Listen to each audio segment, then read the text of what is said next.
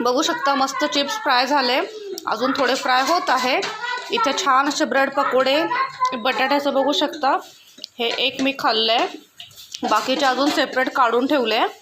हे बटाट्याची छान भाजी, एवढे अजून वडे बनवायचे।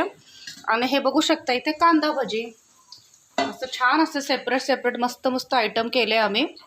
त्यामध्ये आहे साबुदाण्याचे पापड, बटाट्याचे चिप्स, सॉस आहे, बटाट्याचा वडा आहे आणि ब्रेड पकोडा आहे, कांदा भजी आहे। आणि आता छान असा आस्वाद घेणार आहे, मस्त असा खमंग कडक असा चहा कुळकुळीत उकडत आहे। आता कुळकुळीत हे जरा डिफरंट वाटलं ना, पण मला म्हणायला छान वाटलं म्हणून मी यूज केला शब्द।